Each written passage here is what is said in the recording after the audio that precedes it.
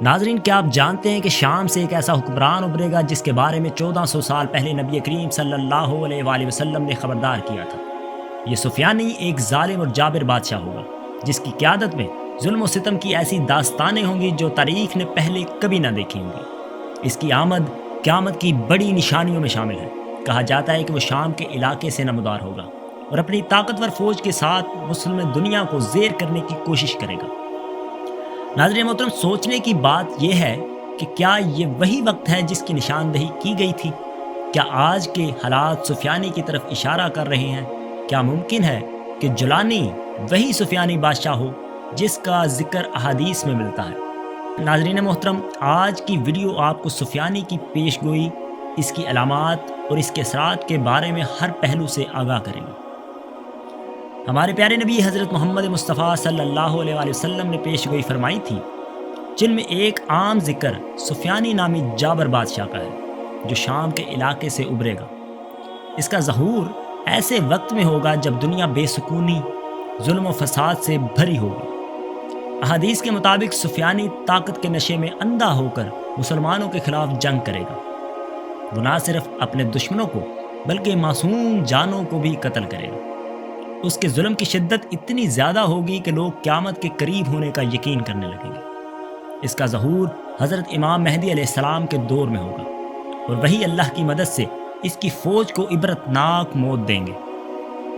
ناظرین محترم، حالیہ دنوں میں شام کی سیاست میں ایک نام بار بار زیر بحث آ رہا ہے اور وہ ہے ابو محمد الجولانی۔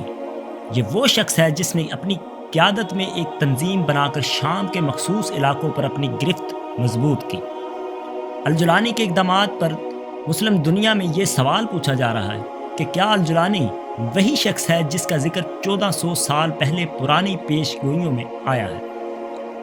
تاہم الجولانی کی شخصیت کو سفیانی کے زمرے میں ڈالنے سے پہلے ہمیں اس کے بارے میں چند نکات پر غور کرنا ہوگا۔ احادیث کے مطابق سفیانی کا ظہور شام سے ہوگا، لیکن یہاں ایک اہم پہلو یہ ہے کہ احادیث میں مذکورہ شام موجودہ شام کے دور سے مختلف ہے۔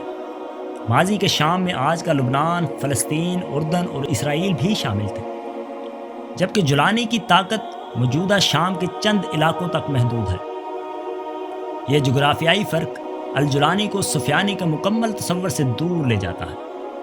دوسری اہم شرط حضرت امام مہدی کا ظہور ہے جو قیامت کے قریب ہوگا۔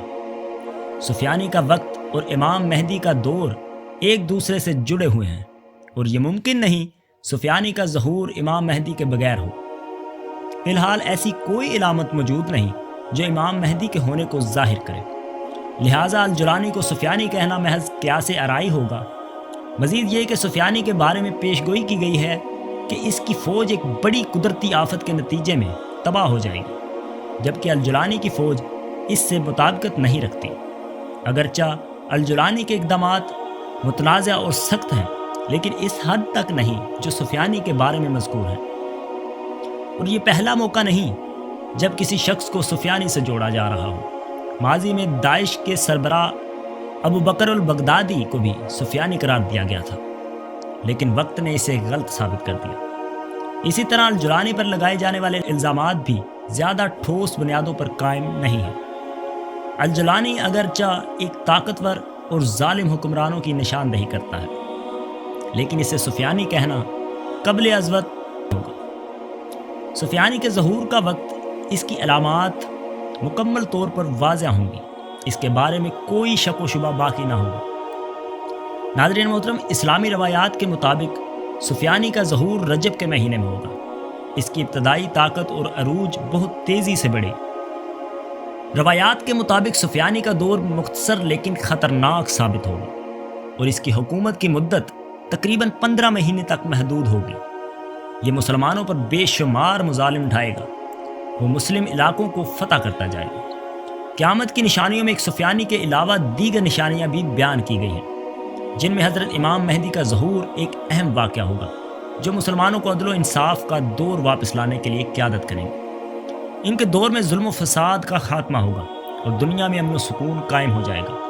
امام مہدی کے بعد دجال کا فتنہ دنیا میں پھیل جائے گا۔ دجال جو قیامت کی بڑی نشانیوں میں سے ایک ہے، اپنے جھوٹے دعووں اور فریب سے لوگوں کو گمراہ کرنے کی کوشش کرے گا۔